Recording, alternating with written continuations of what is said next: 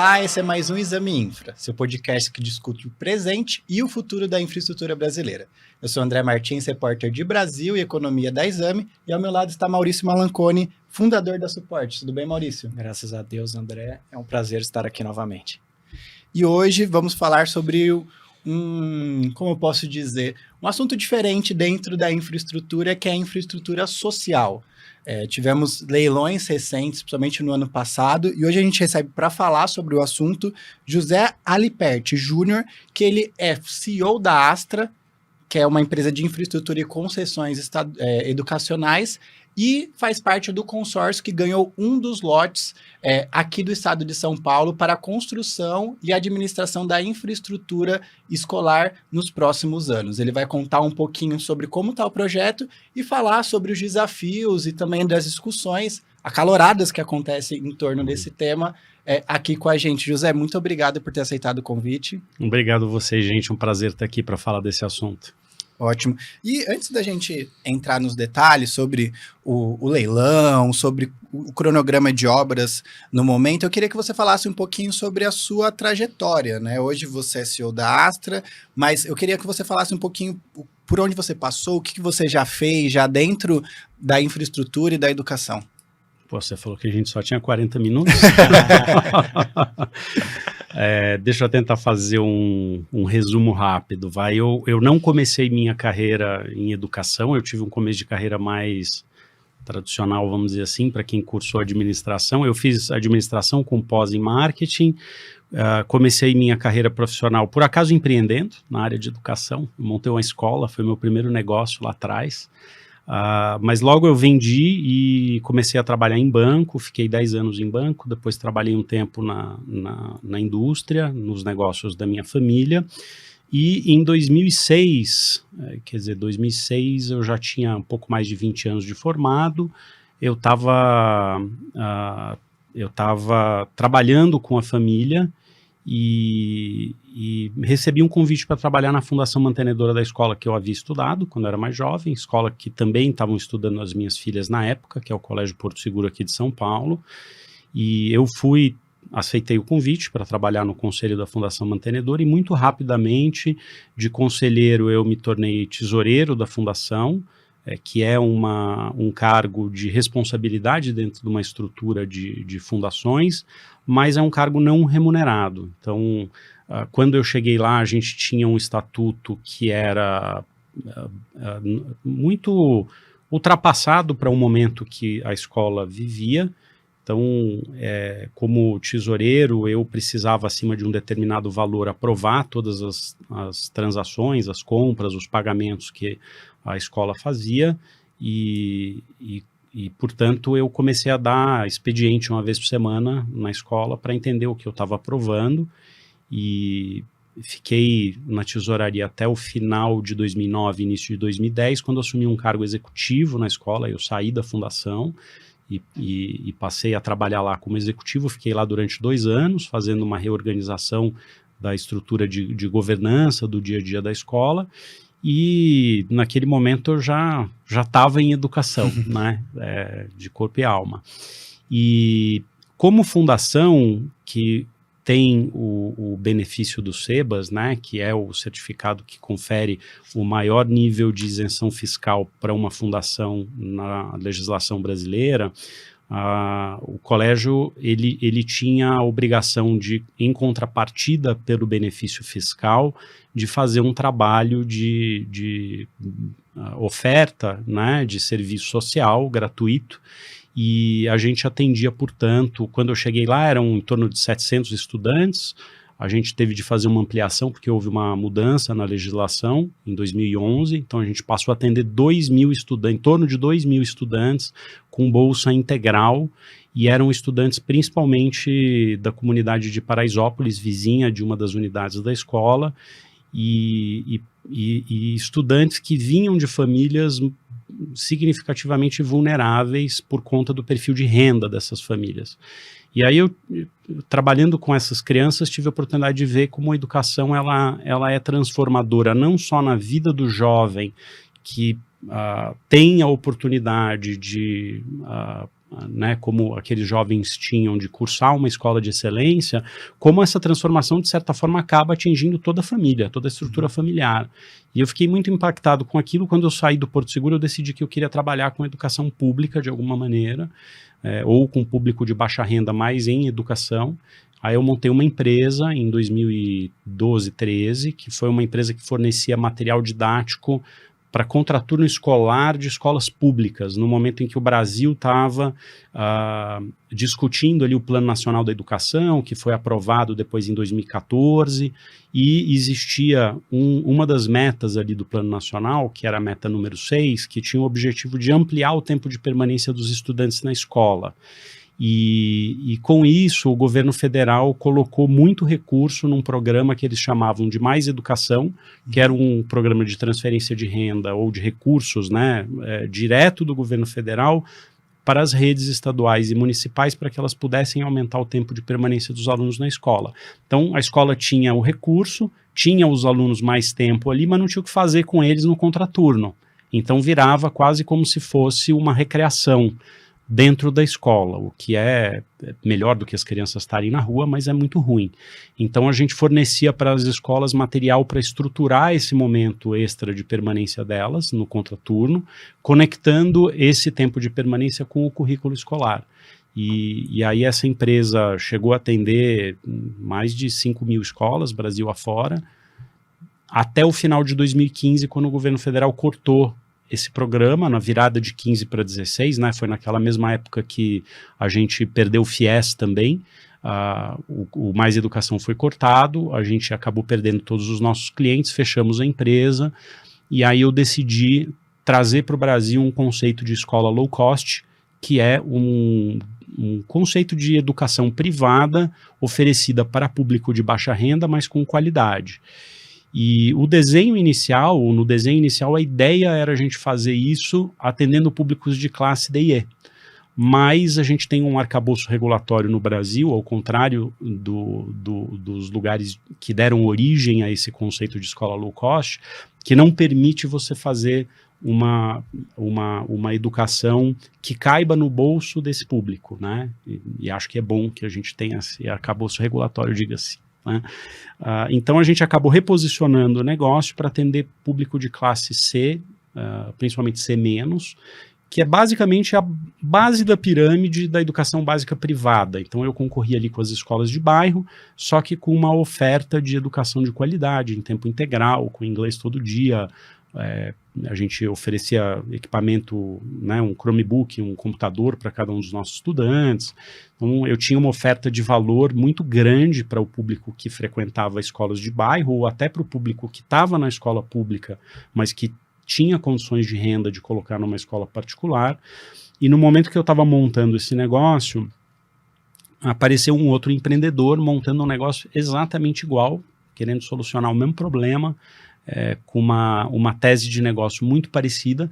A gente não chegou a montar a escola um na frente do outro, né? O meu negócio chamava-se Escola Mais, esse outro negócio chamava-se Vereda. A gente nunca chegou a concorrer por alunos, mas ambos os negócios eram negócios muito intensivos em capital. Então a gente na Faria Lima virou concorrente, porque todo investidor que eu ia, ou ele já tinha ido, ou ele estaria indo, né?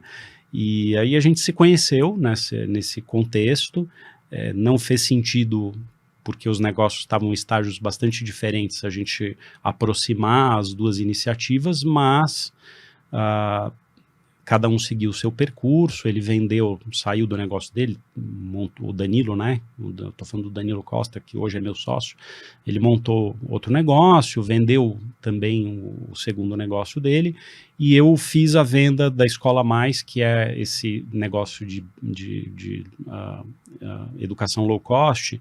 Foi um negócio que começou com uma unidade de 30 alunos a operar em 2018, nós vendemos um negócio com mais de 5.000 alunos em 2019, e 9 unidades.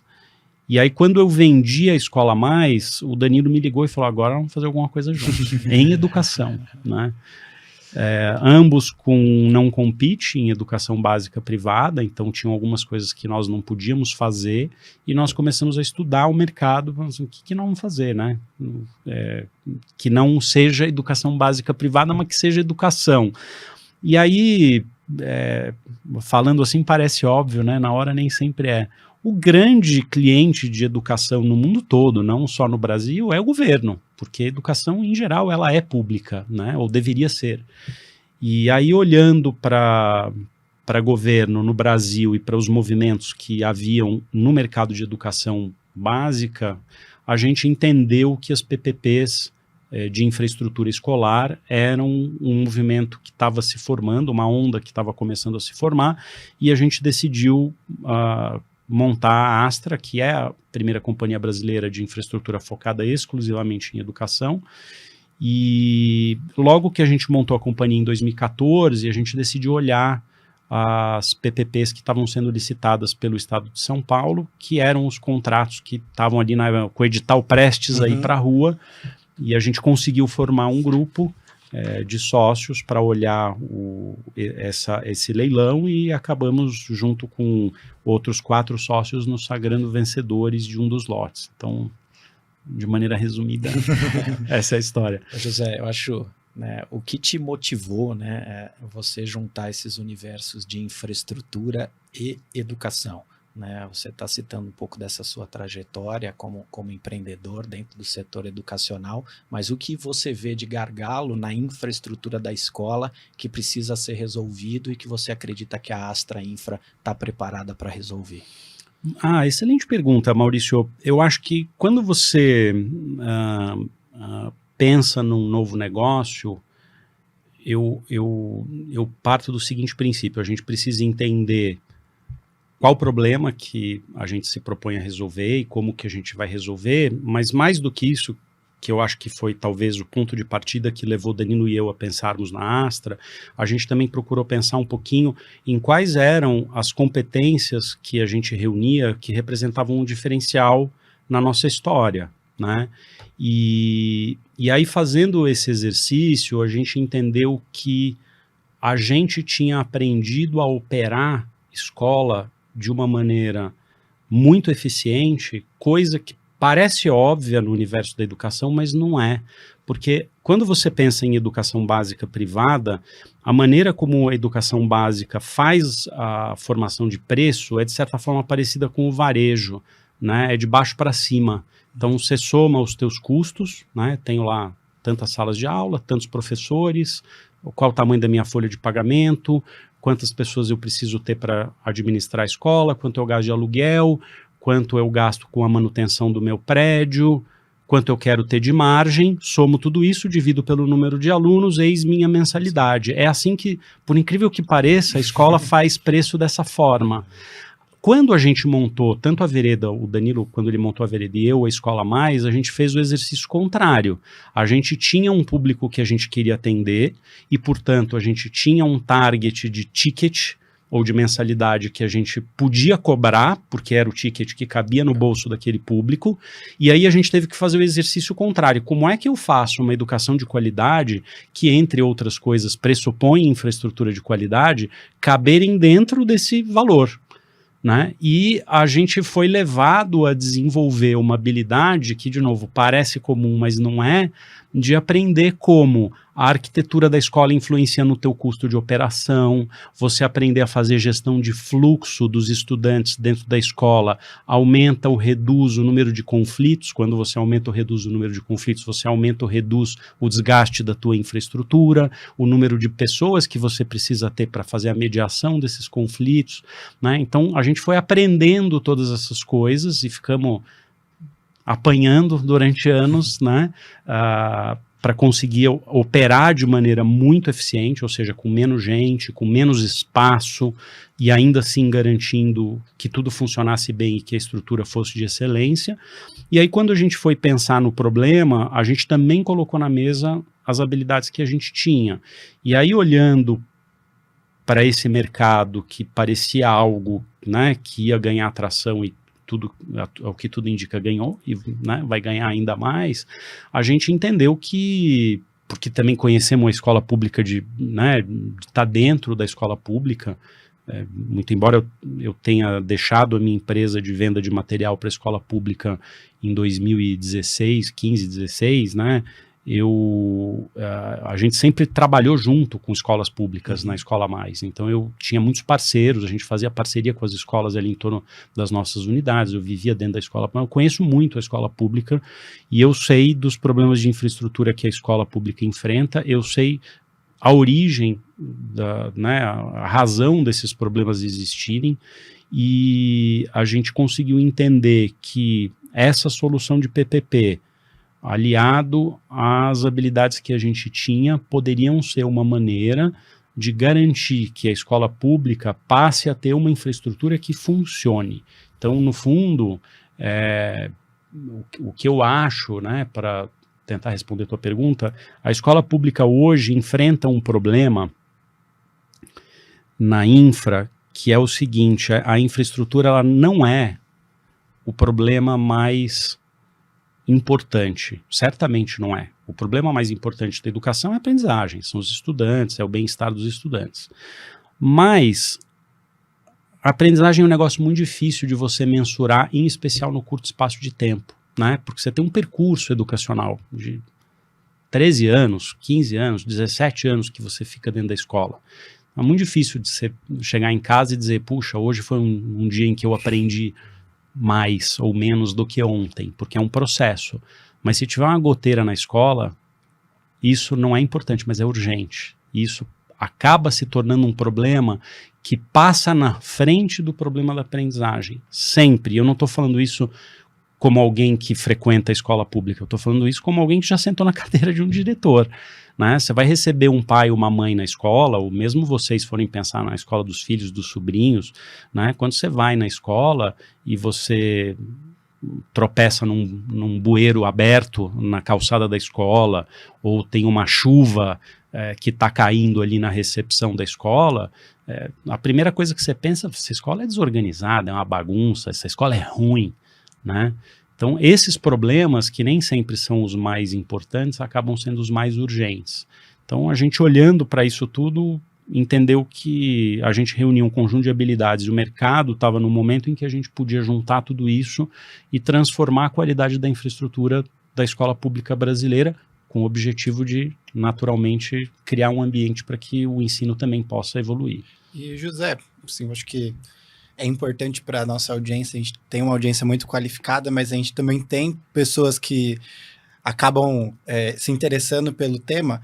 Vocês fazem parte do consórcio SP Mais Escolas, que é formado pela Astra, por algumas construtoras. Vocês venceram o lote leste, que vocês vão ter que construir 16 escolas, serão mais de 400 salas e quase 17 mil alunos. Queria que você explicasse, inclusive de uma forma bem didática, quais são as obrigações desse consórcio, desde a construção à administração, porque, como a gente falou aqui desde o início, existe muita dúvidas, né, confusão em relação a PPPs de educação. Então, eu queria que você explicasse quais vão ser as obrigações, né, e que vocês vão ter administrando essas escolas, principalmente olhando para a questão de infraestrutura. Bom, acho que pegando o gancho da tua pergunta aí, as PPPs de infraestrutura escolar, eu gosto muito do termo colocado dessa maneira, né, porque não é PPP de educação, é PPP de infraestrutura escolar, elas não envolvem os aspectos ligados ao ensino. Então, não há nenhum contrato de PPP de infraestrutura escolar que envolva diretor, professor, currículo ou material didático. Isso tudo fica fora do escopo. Quando a gente pega especificamente o contrato do lote leste aqui do estado de São Paulo, quais são as responsabilidades nossas como concessionária?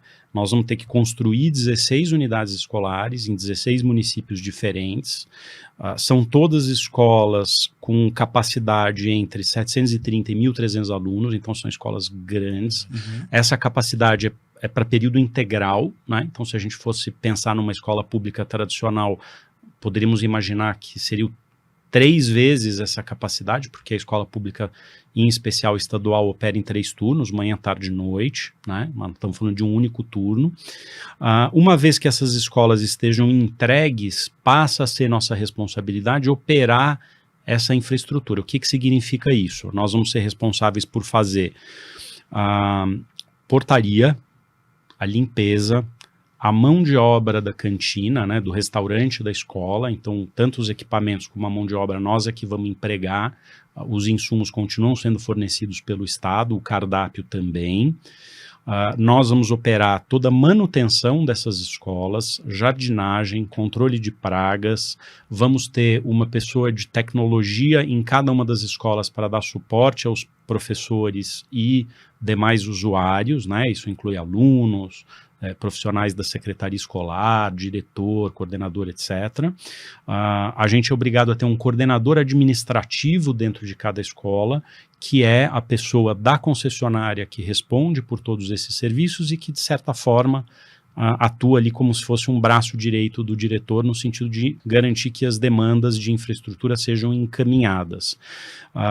Além disso, toda a parte de equipamentos também são responsabilidade nossa. Então, mobiliar a escola, colocar computador nas escolas, garantir que a internet funcione, não só para os profissionais que estão trabalhando na escola, mas também para os estudantes, é tudo responsabilidade nossa. Então, basicamente, o que a gente pode pensar? Que tudo que diz respeito à infraestrutura e aos equipamentos da escola são responsabilidade da concessionária. A concessionária tem um contrato que estabelece prazos para a gente reparar e consertar ou substituir qualquer coisa que não esteja funcionando, e a parte de ensino, currículo, professores, diretor, continuam sendo fornecidos e geridos pelo Estado. No fundo, esse é o desenho. E assim, salvo engano, também tem alocação de profissionais para auxiliar crianças com espectro autista. Isso explica um pouquinho para a gente, né? Porque você falou da infra, mas também tem a alocação de profissionais para essa particularidade, correto? Sim.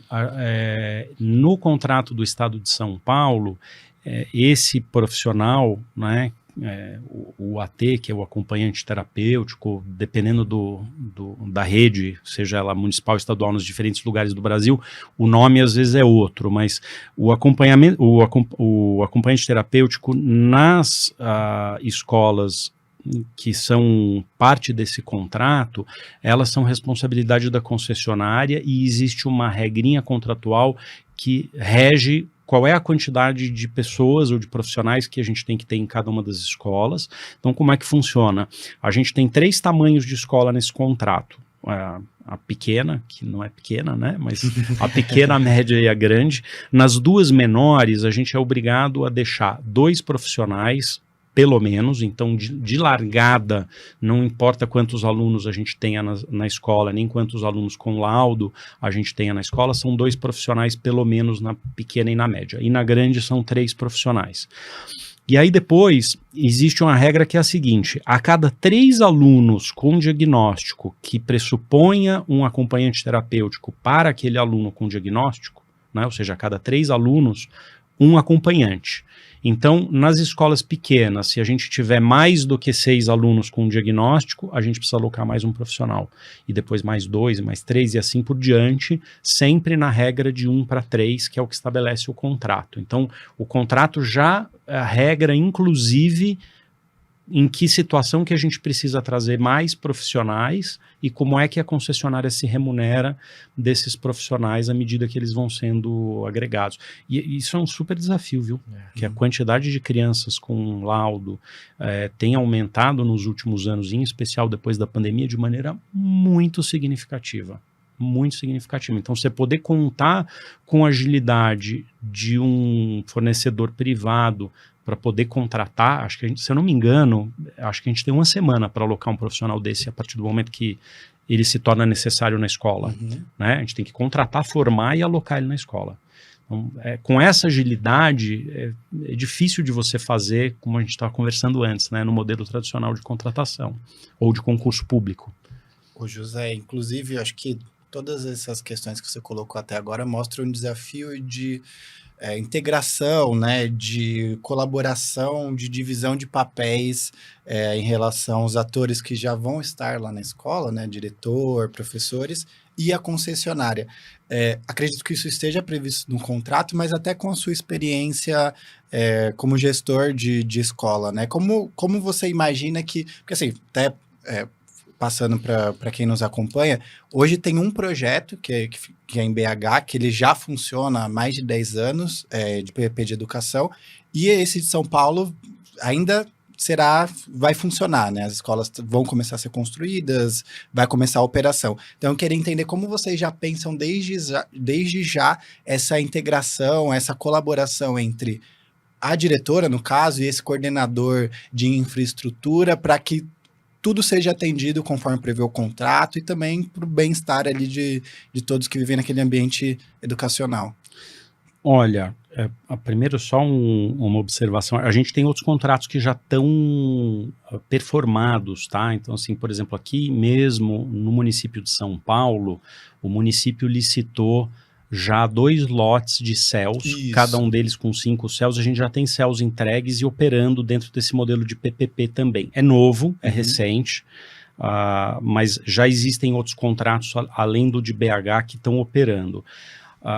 Pensando no desafio de relacionamento da concessionária com o usuário, né, e aí eu incluo o diretor da escola e todos os profissionais que trabalham na escola como usuários, talvez eu dividiria a minha resposta, o meu raciocínio em 2 partes, né. Para quem está habituado com o ambiente escolar, em especial quando a gente pensa na escola privada e até em algumas redes, principalmente municipais, existe uma divisão de papéis dentro da escola muito clara, que é o pedagógico e o administrativo.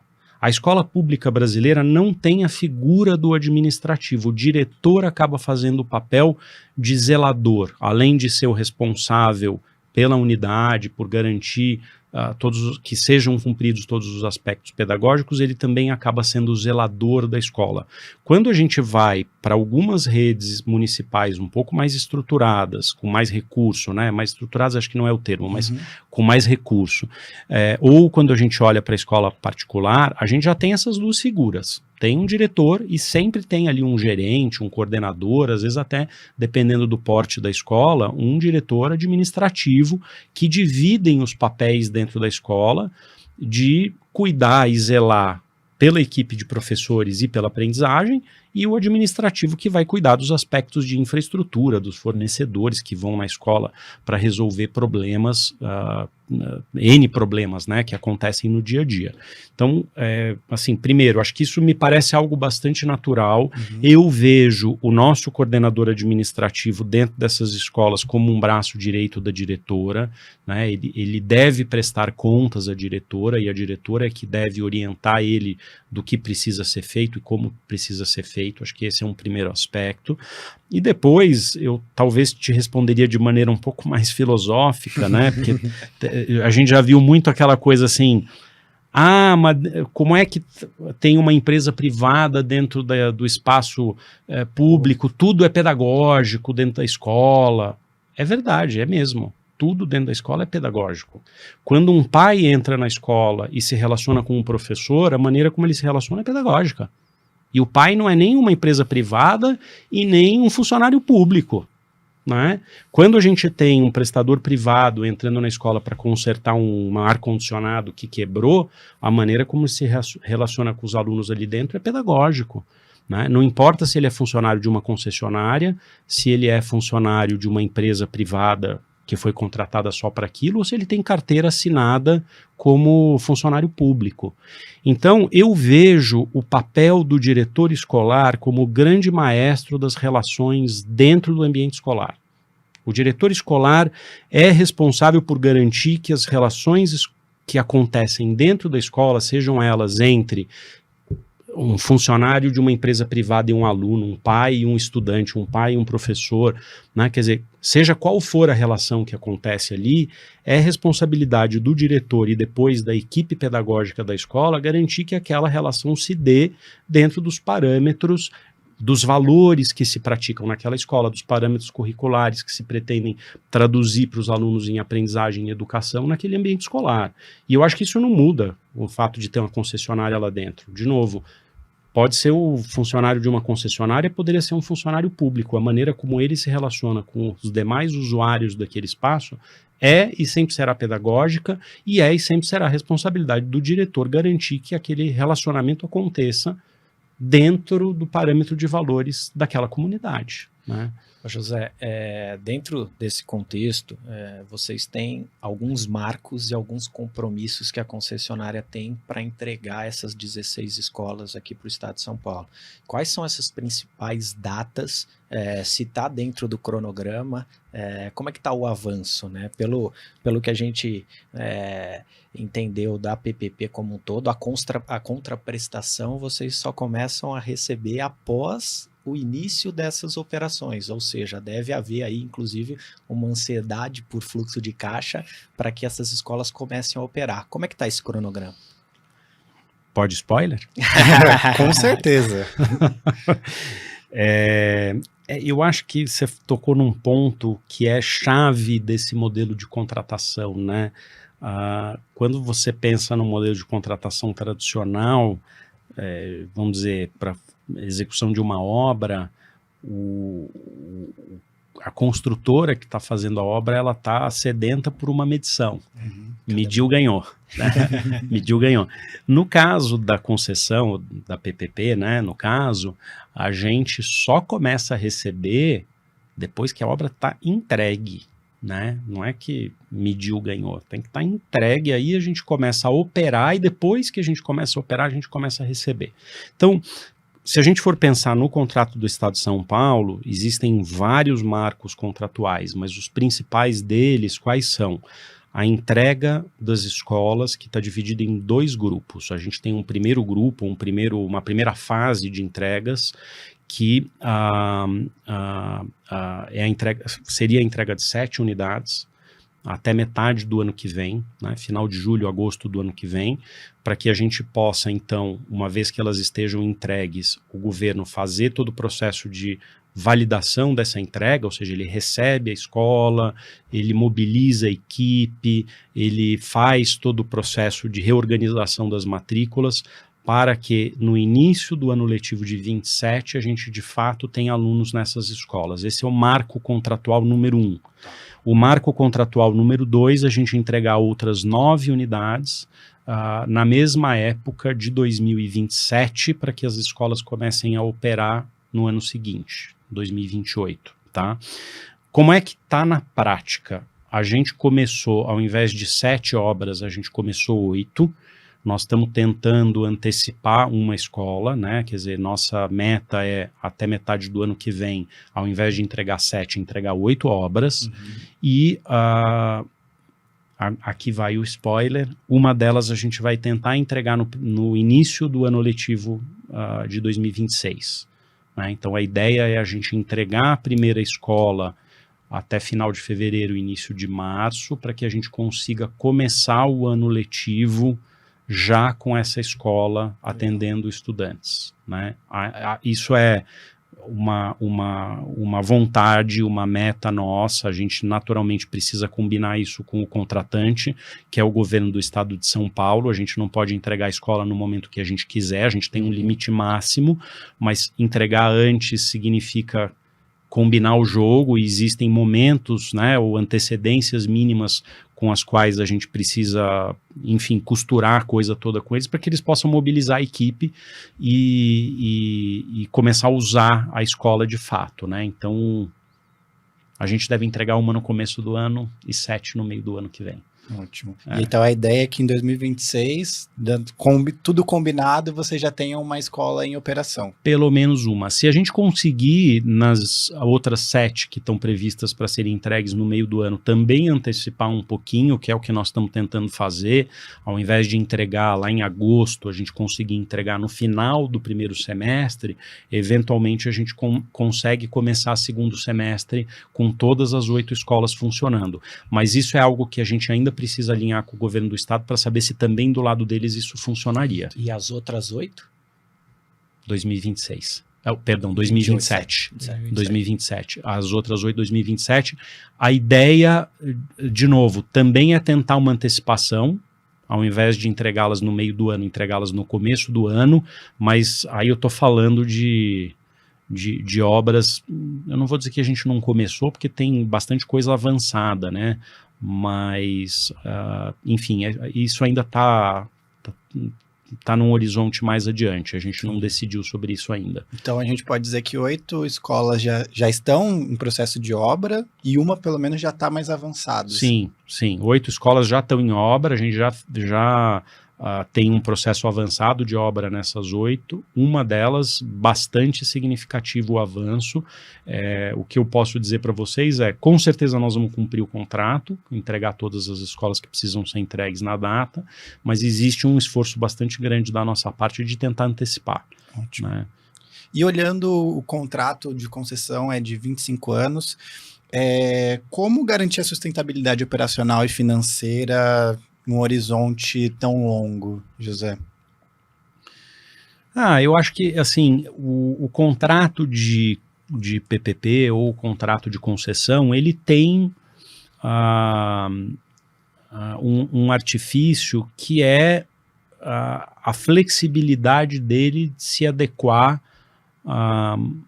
às mudanças de contexto que a gente naturalmente vai ter. Eu acho que, né, a beleza desse tipo de contrato é que eles nascem com uma certeza. A gente não vai ter o mesmo cenário quando a gente pensa em educação, né, em especial tecnológico, presente ao longo dos 25 anos de contrato. Nós vamos ter que ser capazes de, ao longo do contrato, repactuar uma série de aspectos do contrato. E o contrato já traz, inclusive, o mecanismo para que a gente possa fazer essa repactuação, tanto do ponto de vista técnico operacional, como do ponto de vista econômico-financeiro. E quando eu falo do ponto de vista econômico-financeiro, não é só para que a concessionária passe a receber mais, mas eventualmente para que a concessionária passe a receber menos, se for o caso. Né? Então, as duas coisas estão previstas nesse tipo de contrato. Então, eu acho que, assim, partindo desse princípio, o que a gente faz na hora de precificar um contrato como esse é ter certeza de que a gente conseguiu, olhando para o presente, prever tudo aquilo que o contrato estabelece como obrigação da concessionária. E uma das coisas que a gente analisa quando a gente vai olhar para as concessões é a qualidade do contrato. O contrato está bem redigido, ele tem uma matriz de risco que está bem desenhada e equilibrada. Garantias. Né? Naturalmente, a estrutura de garantias, ela é uma estrutura de garantias robusta, à prova de mudança de cenário político, principalmente. Né? Que acho que o grande obstáculo para a gente não ter visto um avanço das PPPs acontecer antes é exatamente a maneira como a estrutura de garantias estava regulada no Brasil e como essa regulação foi avançando nos últimos anos num governo de esquerda, diga-se, né? Porque muita gente fala que PPP é coisa de governo de direita, mas a regulação toda, e inclusive o contrato, o conceito, né, a lei das PPPs foi uma lei assinada pelo nosso atual ministro da Economia, o Haddad. Então, é muito mais do que uma ferramenta pública de direita ou de esquerda, é uma ferramenta pública que traz para a mesa a iniciativa privada para participar de alguns aspectos da construção da infraestrutura do país. Né? José, o mercado de infraestrutura social está em plena expansão, né? Temos aí dezenas de projetos estruturados. Como que você enxerga esse novo ciclo? Centenas, eu diria, viu, Maurício? Centenas. Centenas. Se você pegar o mapeamento da Radar PPP, só em educação nós temos mais de 160 projetos que estão no radar atualmente. Há uma expectativa de que daqui aproximadamente 12 meses, a gente venha a ter alguma coisa como 2 ou 3 leilões só de PPP educacional todo mês, né? Então, assim, tem muita coisa para vir para a rua. Acho que isso não é um momento só das PPPs de infraestrutura educacional, como você bem colocou, de todo o mercado de infra social, né, que abarca também habitação, saúde, hospital, a parte de segurança, né, os presídios e tudo mais, mas eu diria que o protagonista em número de projetos deve ser educação nos próximos meses, né? E como a Astra está olhando esses projetos, vocês, a gente tem, acho que dos grandes, tem o do Rio Grande do Sul, tem do Paraná, até que você comentou aqui com a gente, antes da gente começar, Minas Gerais. Como vocês estão olhando? Vocês têm esse grande contrato aqui em São Paulo? Tem apetite para entrar nesses leilões? Com esse mesmo consórcio? Como que estão as conversas? Nós estamos nos estruturando e naturalmente conversando com os nossos sócios no consórcio aqui de São Paulo, para olhar, assim, a Astra, diferente dos outros sócios do consórcio aqui de São Paulo, e eu diria que diferente de todas as outras empresas de infraestrutura, nós só olhamos infraestrutura educacional, né? Você tem algumas empresas que são focadas em infra social, estão olhando escola e hospital e presídio, né, com um escopo um pouco mais amplo, um pouco menos amplo, olhando exclusivamente educação, só nós. Então, nós estamos estruturando, ou nos estruturando, inclusive, como eu disse, conversando com os sócios aqui de São Paulo, para conseguir dar conta de analisar todo o pipeline de projetos que estão indo para a rua. Isso significa que nós vamos avançar em todos e dar bid, né, ou dar proposta em todos? Não necessariamente. Acho que depende um pouco dos aspectos que a gente falou aqui.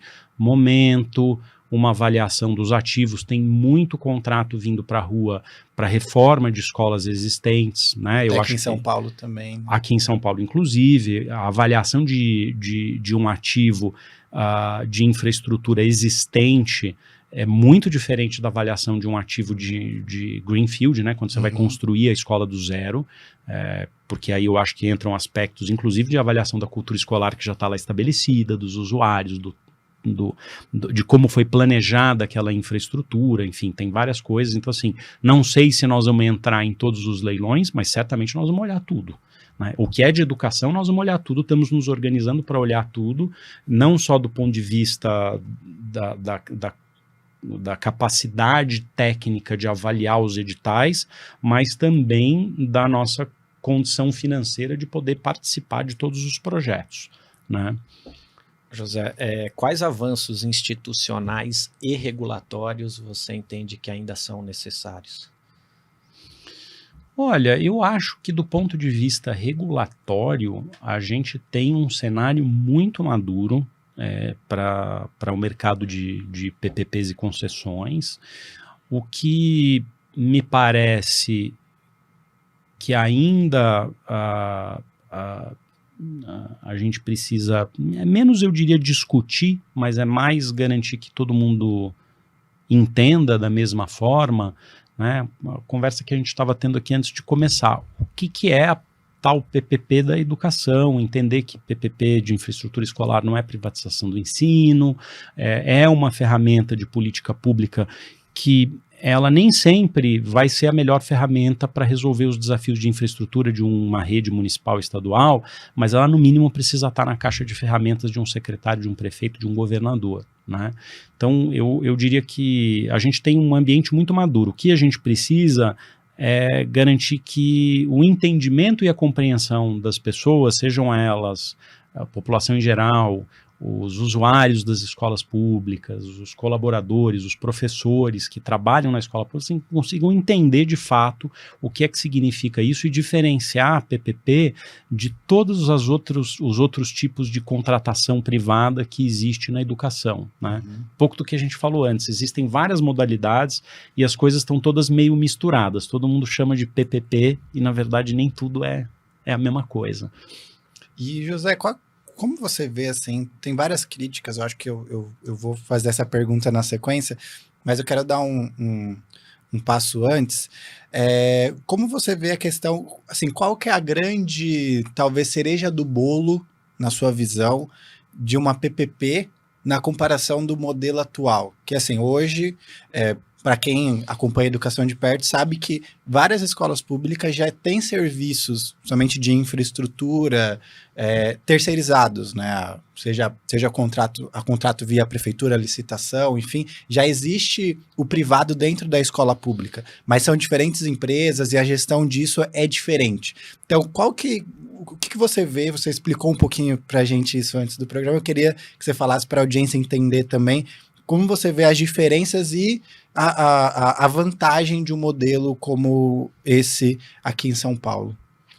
Olha, primeiro eu vou te dar um dado, tá? Uma pesquisa que foi feita em vários países do mundo mostra que no Brasil os diretores de escola pública gastam mais de 80% do seu tempo com atividades administrativas, resolvendo problemas de infraestrutura, a faxineira que faltou, a merendeira que não veio e menos de 20% do tempo com questões de fato pedagógicas ou educacionais, né?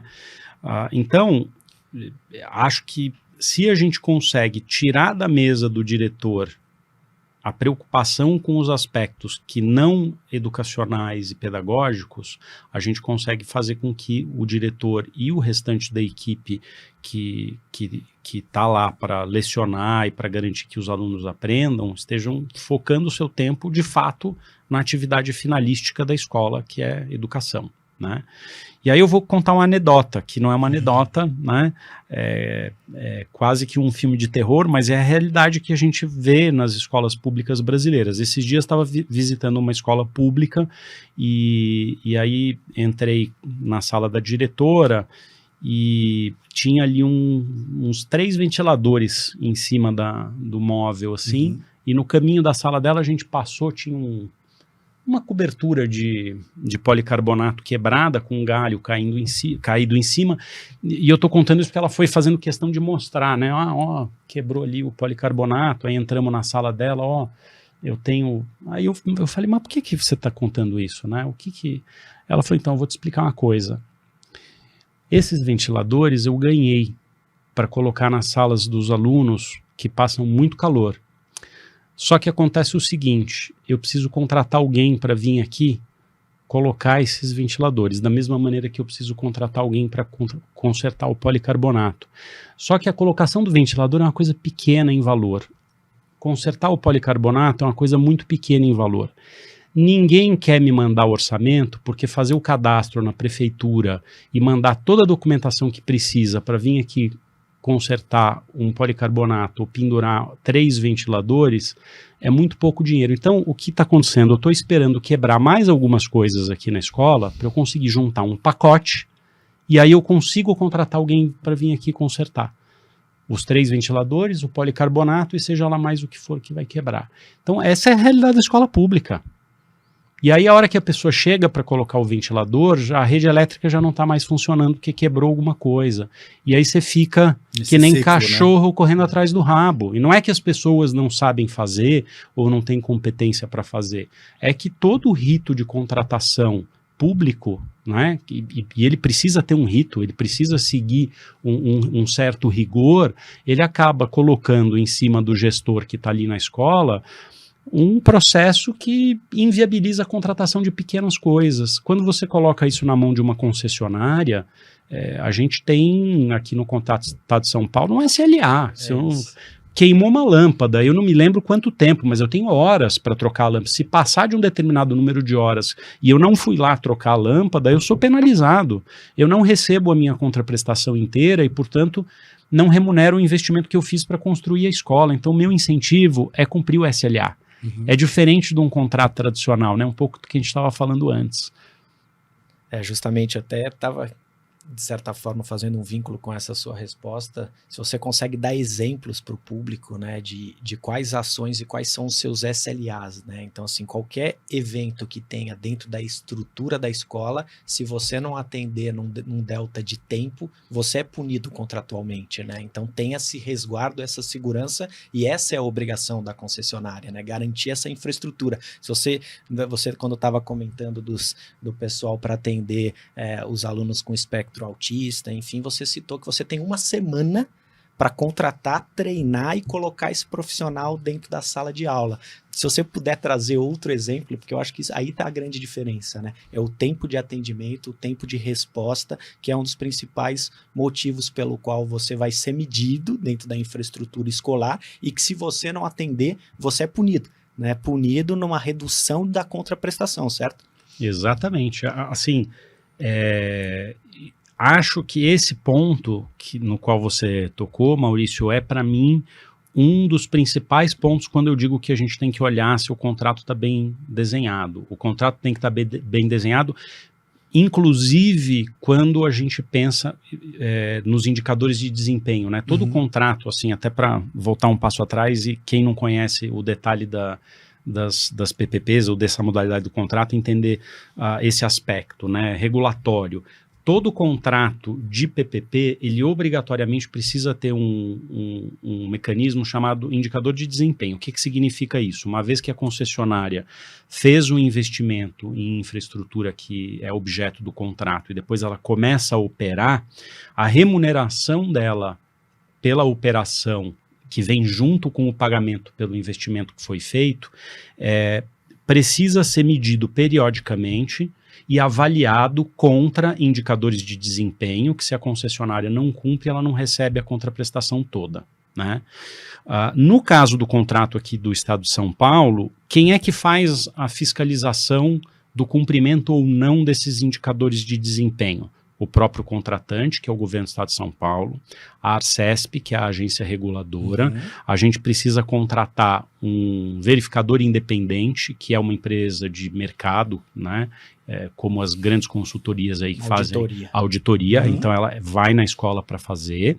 E esses indicadores de desempenho, eles incluem métricas objetivas e mensuráveis, como essas que nós estamos falando. Eu tenho tempo para trocar lâmpada, eu tenho tempo para consertar alguma coisa que quebrou, eu tenho restabelecer a internet, restabelecer a internet, eu tenho uma banda mínima de internet, uma velocidade mínima de internet que eu preciso garantir em qualquer ambiente da escola. Então isso é fácil, você chega lá, abre o seu computador e faz uma mensuração se eu estou entregando aquela banda de internet naquele ambiente, né? E eu tenho manutenções que eu preciso fazer, então eu preciso fazer desratização, desinsetização, limpeza de caixa d'água, limpeza de caixa de gordura, limpeza de coifa, tudo isso tem prazo e eu preciso mostrar que eu fiz dentro dos prazos contratuais estabelecidos, uma vez a cada 3 meses ou 6 meses, né, as frequências todas. E depois você tem os indicadores que não são tão objetivos, que são avaliados pelos usuários, professores, diretor e alunos. A comida, qualidade da comida, qualidade da limpeza, né, disponibilidade dos ambientes, tudo isso é avaliado. Então, se eu não estiver entregando uma infraestrutura e um serviço de qualidade, tanto nos aspectos objetivos como nos subjetivos, eu sou penalizado, né? E o contrato rege todos esses indicadores e como é que vai ser o processo de mensuração de cada um deles. Isso é fundamental, tanto para quem está contratando saber o que é que está contratando e conseguir medir, quanto para quem está sendo contratado saber o que é que precisa entregar e como é que essa entrega vai ser mensurada, né? Se está muito aberto, isso começa a representar um risco para o contrato, né? Mas se está muito bem definido como essas mensurações vão acontecer, isso traz uma segurança para o contrato. E José, olhando para a questão de, como eu falei, de críticas, né? Muita gente relaciona essas PPPs com privatização de escola e também existe uma preocupação, inclusive de pessoas que estudam educação, sobre a interferência desse ator na gestão pedagógica, né? Queria saber como você com experiência tocando escola, vê essa questão e você vê como de uma forma de comunicação, talvez, ou você acredita que só quando estiver operando realmente a gente vai conseguir ver que as pessoas vão ver o valor daquilo e vai acabar com alguns preconceitos em relação às PPPs? Acho que a gente tem duas camadas aí. Tem uma primeira camada que está endereçada na tua pergunta. Quando a gente vê a coisa funcionando, é mais fácil da gente entender o que é e desmistificar todos os fantasmas que a gente criou na nossa cabeça, né? Acho que, sem dúvida alguma, que isso vai ajudar muito. Um bom exemplo, desculpa te interromper, são as creches conveniadas aqui da cidade de São Paulo, né? Que, como é um projeto, né, uma medida que deu certo, as pessoas não questionam esse modelo, independente do espectro político, né? Eu acho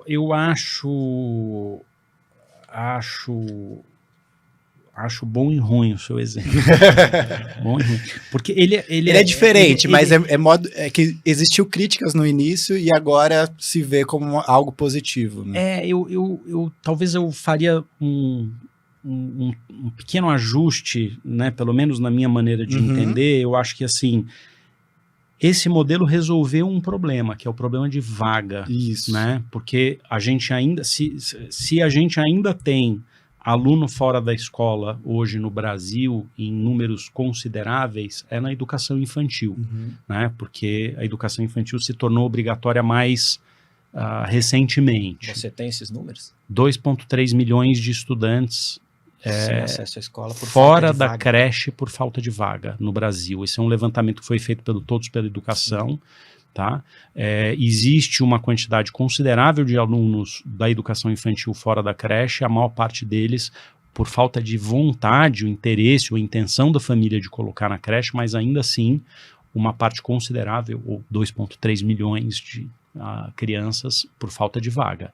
Esse é um problema que não está distribuído de maneira uniforme nos municípios do Brasil, né? A educação infantil é responsabilidade do município ou dos municípios.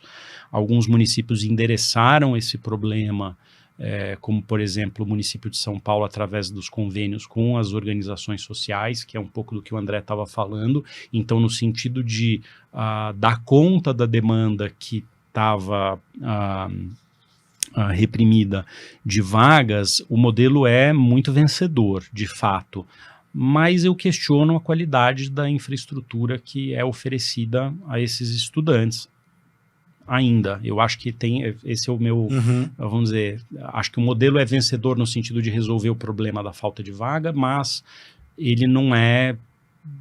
Acho que a gente pode aprimorar a qualidade, vamos colocar assim.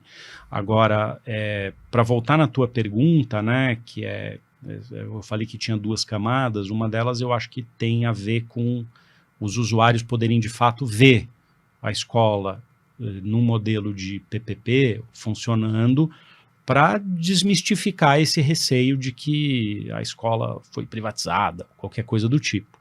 E depois tem um tanto que eu acho que é responsabilidade nossa, né, de trabalhar a comunicação, porque o discurso e até o debate, ele está muito pautado nas manchetes, infelizmente, né? Então, sempre que as pessoas falam, isso é a privatização, a PPP é a privatização da escola pública, eu gosto de responder com uma coisa que a gente falou aqui um pouquinho antes de começar o nosso papo, que é o seguinte: se a gente pegar hoje a grandíssima maioria dos contratos de PPP, de infraestrutura educacional que estão indo à rua, e olhar quais são os encargos operacionais desses contratos, nós estamos falando de encargos que já são executados pela iniciativa privada hoje.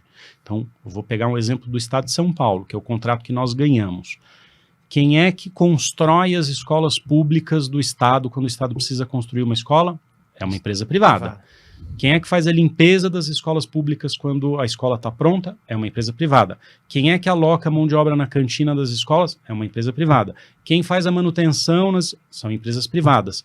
Quem coloca os ATs para cuidar das crianças com diagnóstico? É uma empresa privada. Então, não tem nada que nós estejamos fazendo dentro das escolas públicas no contrato, nos contratos que estão na rua hoje, que já não seja executado pela iniciativa privada.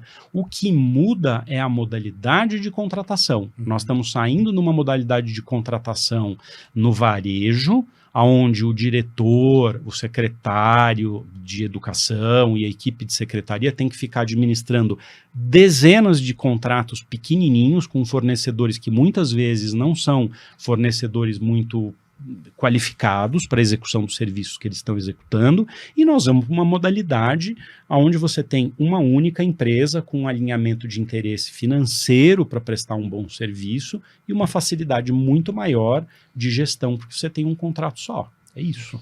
Ô, José, a gente tem citado aqui alguns municípios e os estados com bastante capacidade fiscal. Como adaptar esse modelo para localidades e municípios menores?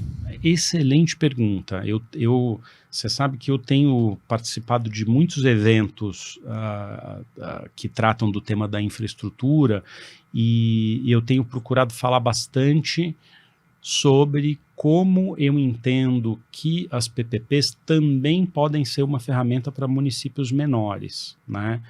A preocupação que eu vejo nos gestores de municípios menores tem menos a ver com as questões fiscais, porque quando você tem um desafio fiscal no município, não importa o porte dele, isso vai ser um obstáculo para você fazer um contrato de concessão ou uma PPP, né? Pode ser um município grande, né?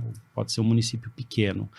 O que eu vejo como obstáculo nos municípios pequenos, pelo menos no imaginário dos gestores, é assim, puxa, mas o meu município tem só, 15 escolas, eu tenho 50 mil habitantes lá no meu município, 30 mil habitantes, eu tenho uma quantidade pequena de escolas, eu preciso construir 2, eu tenho 15.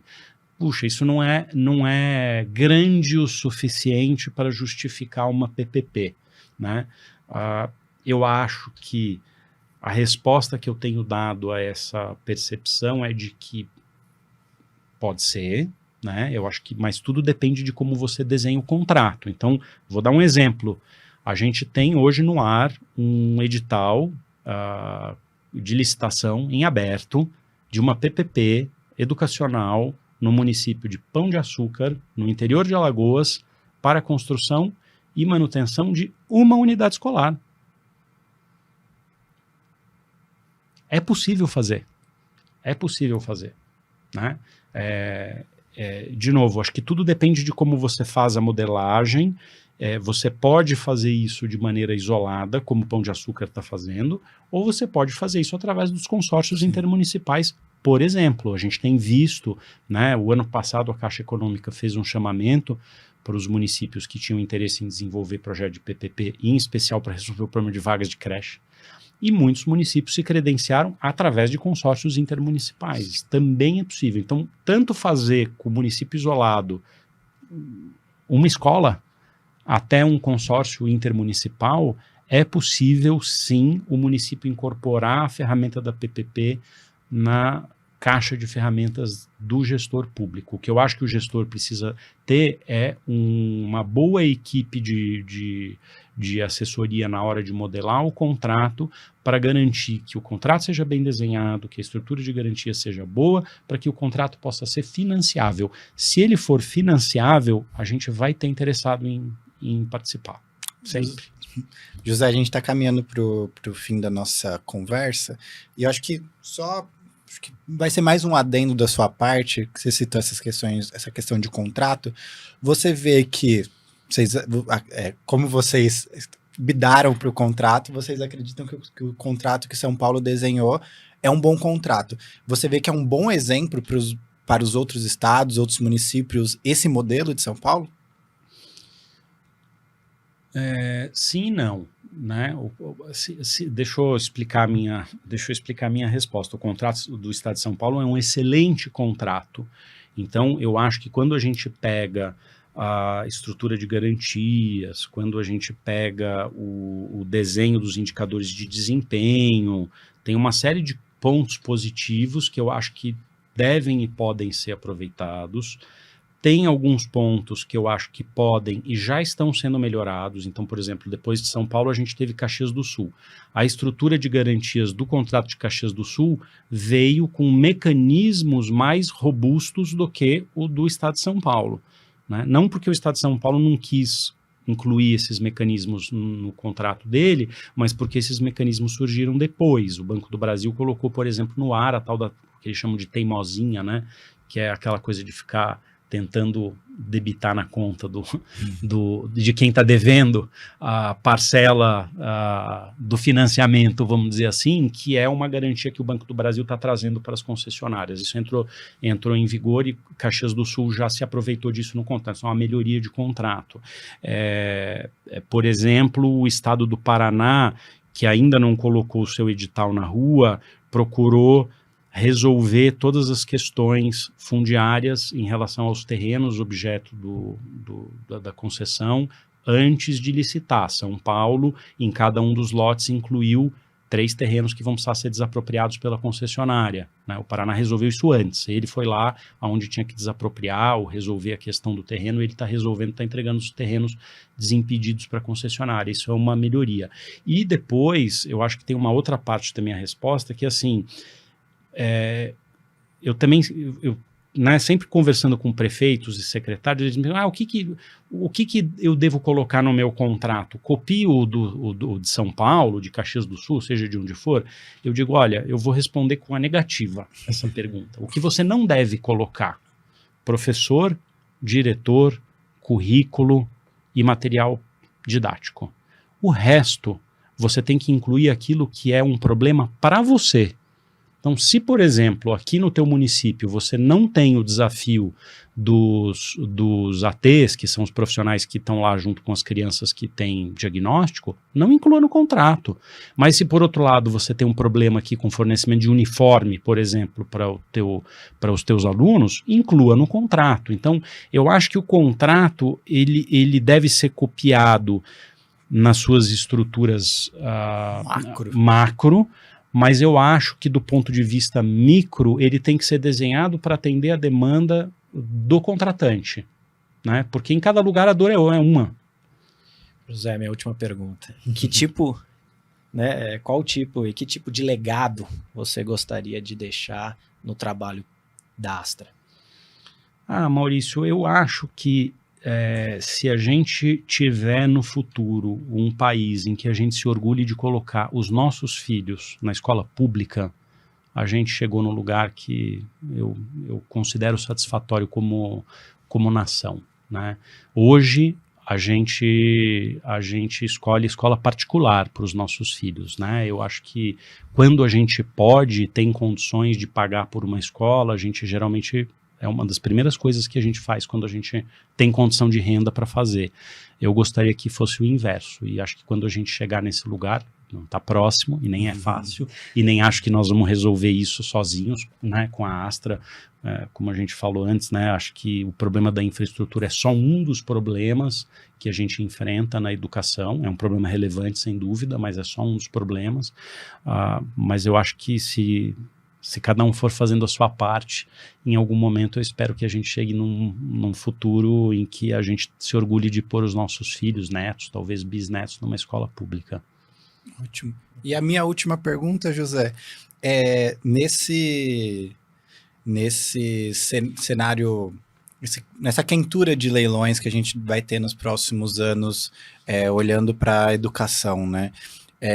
Você vê, assim, aí olhando...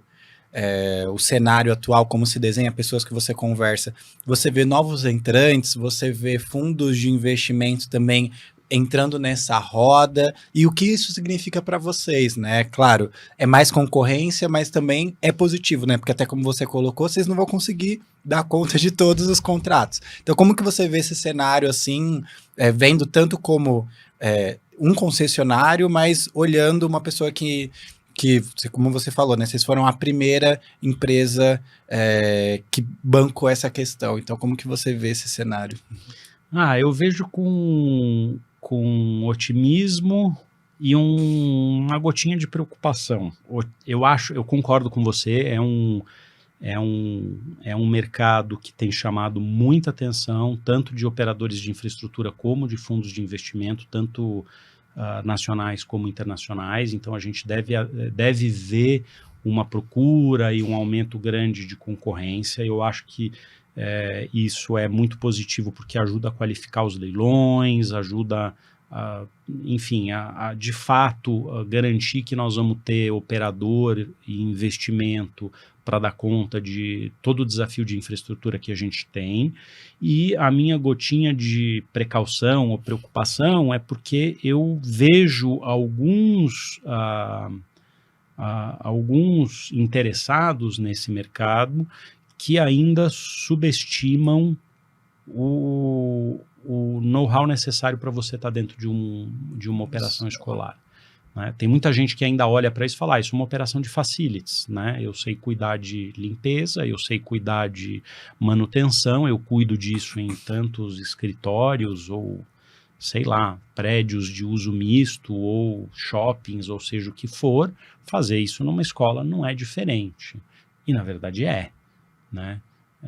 Então, eu acho que você entender o que é um ativo de infraestrutura escolar, o que é um ambiente educacional, como é que se dão as relações dentro de uma escola faz diferença, mas, de novo, eu também vejo isso com otimismo porque eu entendo que quanto mais gente a gente tiver nesse negócio, quanto mais rápido esse mercado se desenvolver, mais gente preparada para lidar com esse tipo de desafio a gente vai ter. Isso é positivo para o país. Né? Eu acho que é melhor estar num mercado mais competitivo do que num mercado que não tem competição. Né? Geralmente eles são menos interessantes, esses mercados com pouca competição. Eu acho que a diferença que a gente coloca na mesa é, primeiro, que a gente já tem know-how nesse tipo de operação. E segundo, que eu acho que ainda tem muita gente estudando. Né? Puxa, será que vai acontecer mesmo todos esses leilões? Vamos esperar sair a primeira escola Vamos ver a primeira escola aqui do lote leste para ver como vai, não sei o quê. A gente já está no momento de estar organizado para olhar o pipeline que está na rua. Então eu acho que a gente sai na frente. Mas, de novo, eu acho que competição é muito saudável. Né? Não é à toa que eu sou sócio de um ex-concorrente. Bem, eu queria agradecer o Maurício mais uma vez pela condução dessa entrevista. Eu que agradeço, André. E agradecer José, o convite, as portas da Exame estão sempre abertas, para a gente sempre estar conversando, e quando a escola for começar a operação, pode convidar a gente para a gente conhecer. Certamente convidarei vocês. Já estão convidados. Né? Eu aviso quando a gente for fazer a inauguração oficial. Ótimo. E convido você para sempre estar acompanhando o Exame Infra, curta esse vídeo, compartilhe com amigos, familiares e acesse o site da Exame. Temos uma editoria dedicada para a infraestrutura, onde publicamos os textos sobre os programas do Exame Infra e também notícias do setor. Até a próxima!